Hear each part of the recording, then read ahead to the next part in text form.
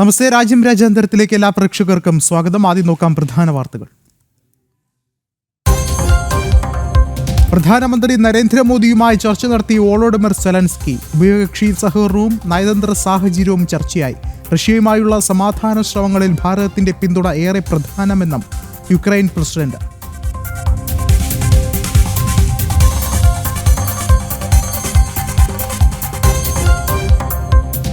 പാകിസ്ഥാനെതിരെ അടുത്ത യുദ്ധം പ്രതീക്ഷിക്കുന്നുവെന്ന് കരസേനാ മേധാവി. സൈനികർ മാത്രമല്ല, രാജ്യം ഒരുമിച്ച് പോരാടും. യുദ്ധത്തിൽ വിജയിച്ചെന്ന പാക് വാദത്തെ പരിഹസിച്ച ജനറൽ ഉപേന്ദ്ര ദ്വിവേദി.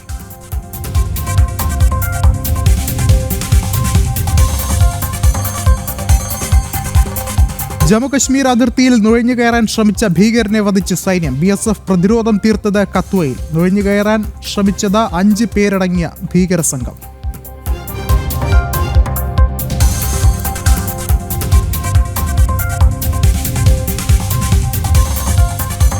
രാഹുലിന്റെ ആറ്റം ബോംബിൽ പൊട്ടിത്തെറിച്ച് കർണാടക കോൺഗ്രസ്. വോട്ട് മോഷണ വിവാദത്തിൽ രാജിവെച്ച സഹകരണ മന്ത്രി KN രാജണ്ണ.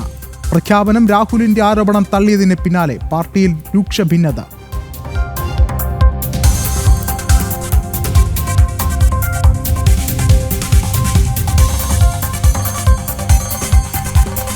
ഉത്തർപ്രദേശിൽ ക്ഷേത്രം തകർത്ത് ശവകുടീരം നിർമ്മിച്ചതിൽ പ്രതിഷേധം. ഫത്തേപൂരിലെ ശവകുടീരം പൊളിച്ചു നീക്കണമെന്ന ഹൈന്ദവ സമൂഹം. പ്രതിഷേധത്തിന് പിന്നാലെ സംഘർഷം.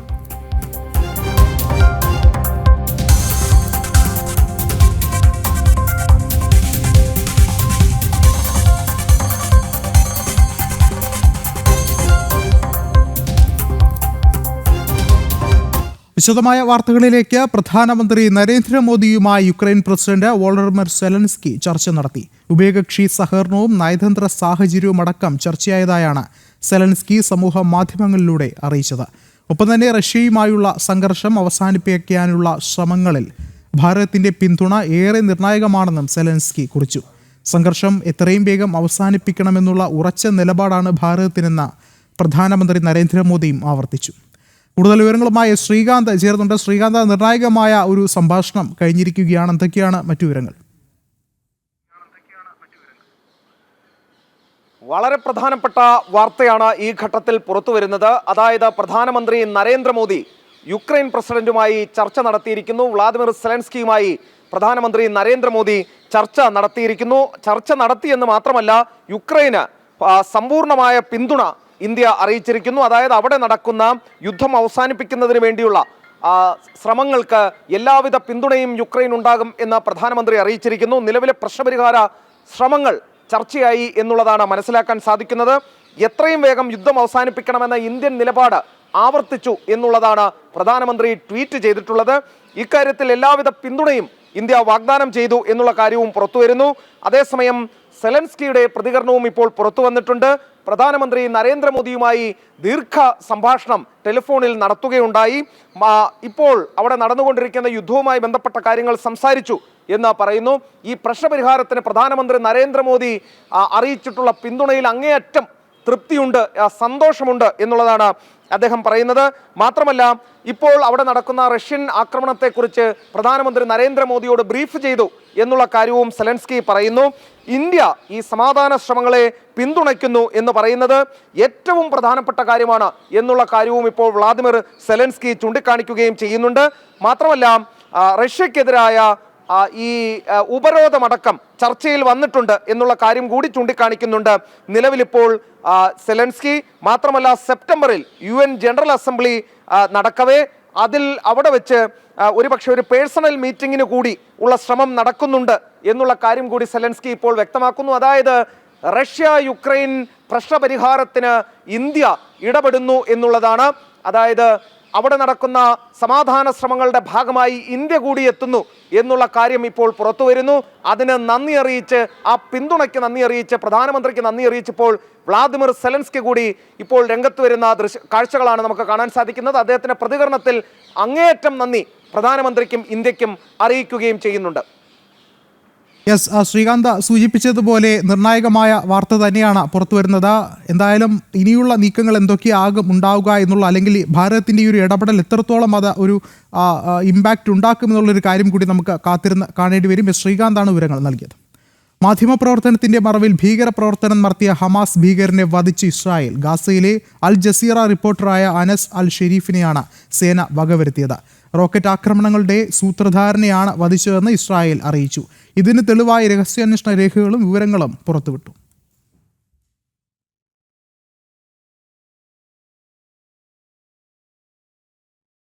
ഗാസയെ ഹമാസിന്റെ നിയന്ത്രണത്തിൽ നിന്ന് മോചിപ്പിക്കുന്നതിനായുള്ള സൈനിക നടപടി ഉടനെന്ന ബെഞ്ചമിൻ നെതന്യാഹു. ഗാസയിലെ ജനത മുഴുപട്ടിണിയിലാണെന്ന അന്താരാഷ്ട്ര മാധ്യമങ്ങളുടെ വ്യാഖ്യാനം വാസ്തവവിരുദ്ധമാണെന്നും അദ്ദേഹം പ്രത്യേക വാർത്താ സമ്മേളനത്തിൽ അറിയിച്ചു. ഗാസയിലെ സൈനിക നടപടി സംബന്ധിച്ച് ഡൊണാൾഡ് ട്രംപുമായി ബെഞ്ചമിൻ നെതന്യാഹുവുമായി ഫോണിൽ സംസാരിച്ചെന്നും അദ്ദേഹത്തിന്റെ ഓഫീസ് അറിയിച്ചു. ഗാസ ഏറ്റെടുക്കാനുള്ള സൈനിക നടപടി ഉടൻ ആരംഭിക്കുമെന്ന നിലപാടിലാണ് ഇസ്രായേൽ പ്രധാനമന്ത്രി ബെഞ്ചമിൻ നെതന്യാഹു. ഡൊണാൾഡ് ട്രംപുമായി കാര്യം ചർച്ച ചെയ്തതായി അദ്ദേഹത്തിന്റെ ഓഫീസ് അറിയിച്ചു.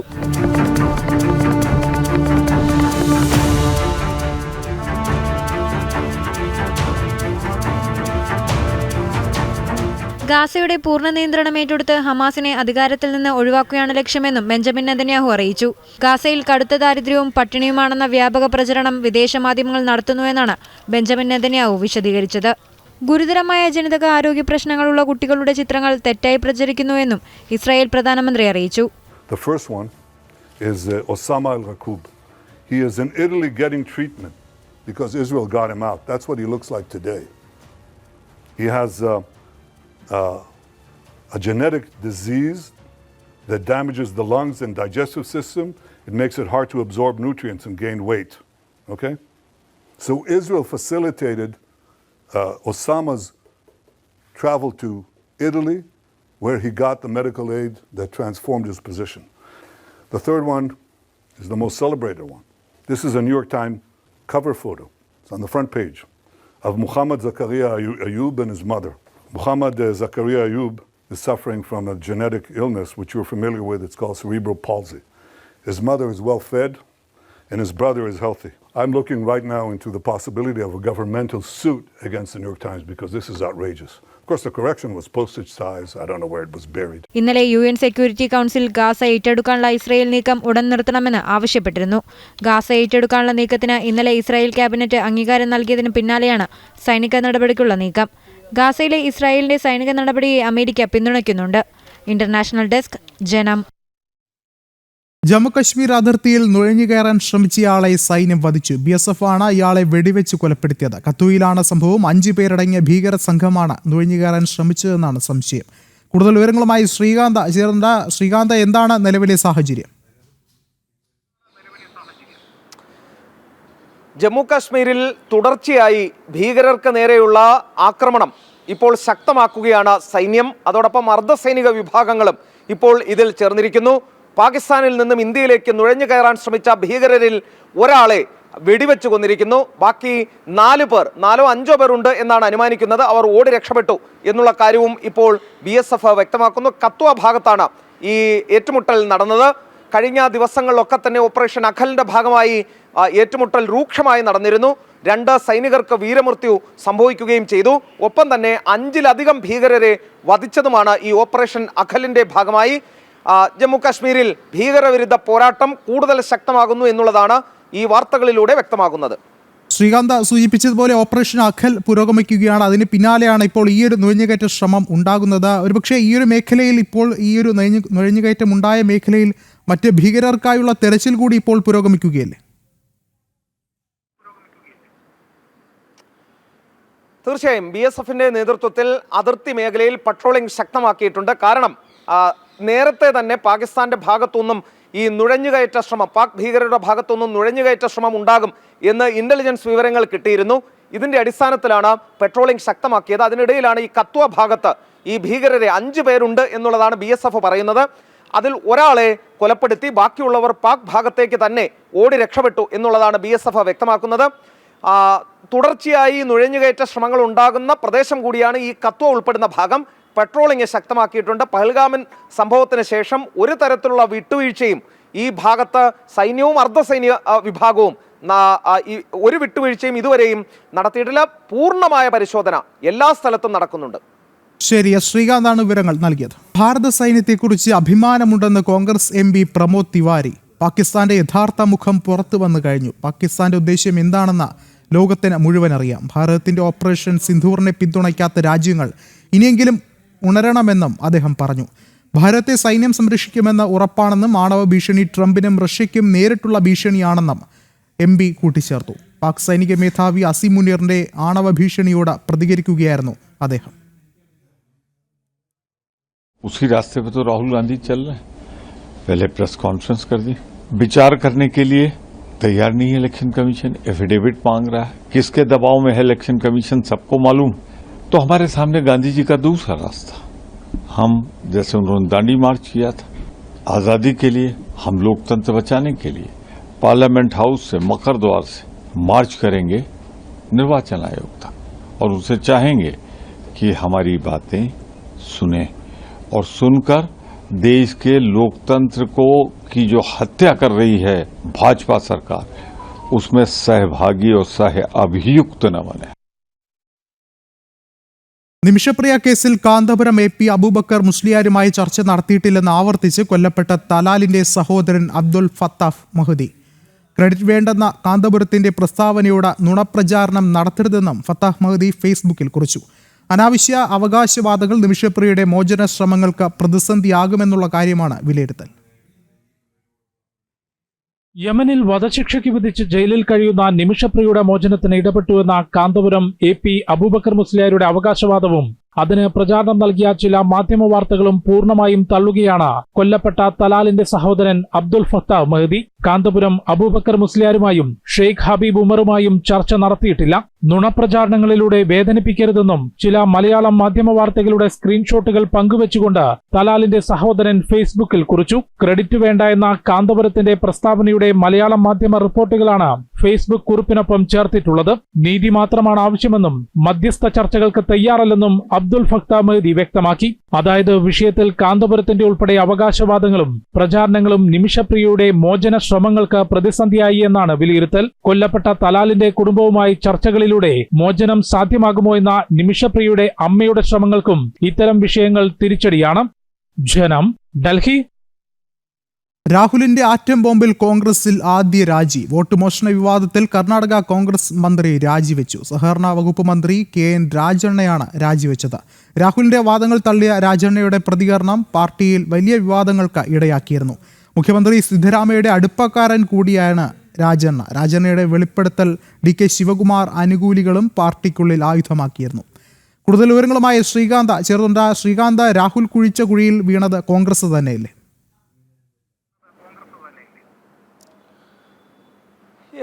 വലിയ തമാശയുള്ള കാര്യങ്ങളാണ് കർണാടകയിൽ നടക്കുന്നത് കോൺഗ്രസിനുള്ളിൽ. കാരണം രാഹുൽ ഗാന്ധി കർണാടകയിലെ മഹാദേവപുരയിലെ വോട്ടിംഗ് പെർസെൻറ്റേജുമായി ബന്ധപ്പെട്ടും വോട്ടർ പട്ടികയുമായി ബന്ധപ്പെട്ടുമൊക്കെയാണ് ആരോപണം ഉന്നയിച്ച് രംഗത്ത് വരികയുണ്ടായത്. അദ്ദേഹം ആറ്റം ബോംബെന്ന് വിശേഷിപ്പിക്കപ്പെട്ട ഈ തെരഞ്ഞെടുപ്പുമായി ബന്ധപ്പെട്ട് വലിയ ക്രമക്കേട് നടന്നു എന്ന ആരോപണം അദ്ദേഹത്തിൻ്റെ കയ്യിലിരുന്ന് തന്നെ പൊട്ടുന്ന കാഴ്ചയാണ് നമുക്ക് കാണാൻ സാധിക്കുന്നത്. കാരണം കർണാടകയിലെ സഹകരണ മന്ത്രി രാജണ്ണ രാജിവെച്ചിരിക്കുന്നു.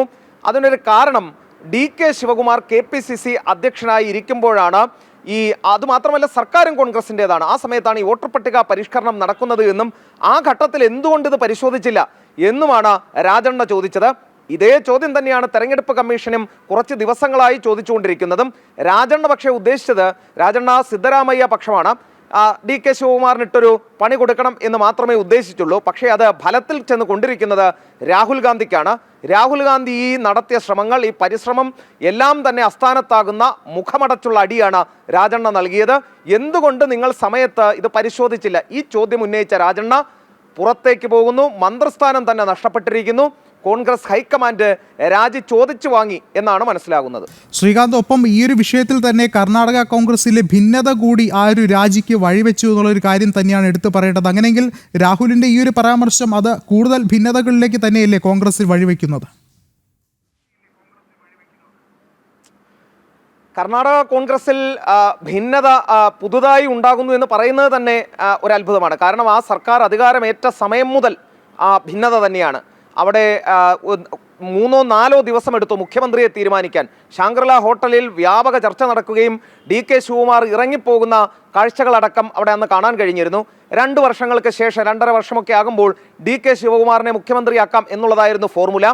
അത് പക്ഷേ 2-2.5 വർഷം ആകുമ്പോഴും സിദ്ധരാമയ്യ ഒഴിഞ്ഞുകൊടുക്കാൻ തയ്യാറാകുന്നില്ല എന്നുള്ളതാണ് വസ്തുത.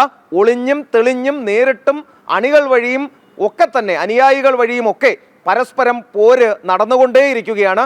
കർണാടക കോൺഗ്രസിനെ സംബന്ധിച്ച് രാഹുൽ ഗാന്ധിയുടെ വാക്കുകൾ അതിൽ ഒരെണ്ണം മാത്രം എന്ന് പറയാൻ സാധിക്കൂ. അവിടെ ഏത് നിമിഷവും എന്തു വേണമെങ്കിലും സംഭവിക്കാം. DK എന്തായാലും അടങ്ങിയിരിക്കില്ല എന്നുള്ള കാര്യവും ഉറപ്പാണ്. ശരി, ശ്രീകാന്താണ് വിവരങ്ങൾ നൽകിയത്. DK ശിവകുമാർ ദളിത് മന്ത്രിക്കെതിരെ നടത്തിയ രാഷ്ട്രീയ ഗൂഢാലോചനയാണ് KN രാജണ്ണയുടെ രാജിയിലേക്ക് നയിച്ചതെന്ന് BJP MLA Aravind Bellad. ഹൈക്കമാൻഡിലെ DK ശിവകുമാറിന്റെ സമ്മർദ്ദം കൊണ്ടാണ് രാജണ്ണയ്ക്ക് പുറത്തു പോകേണ്ടി വന്നത്. പരസ്പരം പോരടിക്കാതെ ജനങ്ങൾക്ക് വേണ്ടി പ്രവർത്തിക്കുകയാണ് കോൺഗ്രസ് നേതാക്കൾ ചെയ്യേണ്ടതെന്നും അരവിന്ദ് ബെല്ലാട്ട് പറഞ്ഞു. Chief Minister and the Deputy Chief Minister in Karnataka has reached next level. So, as Mr. DK Shivakumar is claiming, from November, Karnataka will see a new Chief Minister. I think this is a step towards that. 100% this is a political vendetta. Mr. DK Shivakumar has taken his anger and his political vendetta against a Dalit minister. ഉത്സവ സീസണിലെ യാത്രയ്ക്ക് വമ്പൻ ഓഫറുമായി railway. Round trip package എന്ന പദ്ധതിയാണ് അവതരിപ്പിച്ചിട്ടുള്ളത്. October, November മാസങ്ങളിലെ നിശ്ചിത ദിവസങ്ങളിലേക്ക് ഒരേ ട്രെയിനിൽ ഇരുവശങ്ങളിലേക്കും യാത്ര ചെയ്യുന്നവർക്ക് മടക്കയാത്രയിൽ 20% ഇളവ് ലഭിക്കും. ഒക്ടോബർ 13 മുതൽ 26 വരെ യാത്ര ചെയ്യുന്നവർ അതേ ട്രെയിനിലാണ് നവംബർ 17-നും ഡിസംബർ 1-നും ഇടയിൽ മടങ്ങുന്നതെങ്കിൽ ഇളവ് ലഭിക്കും. ഓഗസ്റ്റ് 14 മുതലുള്ള ടിക്കറ്റ് ബുക്കിംഗിൽ ഈ സൗകര്യം പ്രയോജനപ്പെടുത്താം. കൺഫേംഡ് ടിക്കറ്റിന് മാത്രമായിരിക്കും ഈ ആനുകൂല്യം. ഈ സ്കീമിന് കീഴിൽ ടിക്കറ്റ് എടുത്ത് റദ്ദാക്കിയാൽ റീഫണ്ട് ഉണ്ടാകില്ല. 2 യാത്രകളിലും മാറ്റങ്ങളും അനുവദിക്കില്ല. റെയിൽവേയുടെ ബുക്കിംഗ് വെബ്സൈറ്റിലെ കണക്റ്റിംഗ് ജേർണി ഫീച്ചർ ഉപയോഗിച്ച് ഈ പാക്കേജ് ബുക്ക് ചെയ്യാം. രാജധാനി, ശതാബ്ദി, തുരന്തോ എന്നീ ട്രെയിനുകളിലെല്ലാം ഈ ആനുകൂല്യം ലഭിക്കും.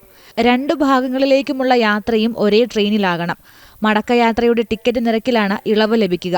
ആവശ്യകതയ്ക്കനുസരിച്ച് ടിക്കറ്റ് നിരക്ക് ഉയരുന്ന ട്രെയിനുകളിൽ ഇളവ് ലഭിക്കില്ല. 2 യാത്രാ ടിക്കറ്റുകളും ഒരാളുടെ പേരിൽ തന്നെ ബുക്ക് ചെയ്യുകയും വേണം. ന്യൂസ് ഡെസ്ക്, ജനം. വംശനാശ ഭീഷണിയിൽ നിന്നും സടകുടഞ്ഞെഴുന്നേറ്റ ഏഷ്യൻ സിംഹങ്ങൾ. രാജ്യത്തെ ഏഷ്യൻ സിംഹങ്ങളുടെ എണ്ണത്തിൽ വൻ വർധനയെന്നാണ് റിപ്പോർട്ട്. അതിശയകരമായ വർധനയെന്ന് കേന്ദ്ര പരിസ്ഥിതി മന്ത്രി ഭൂപേന്ദ്ര യാദവ് പറയുന്നു.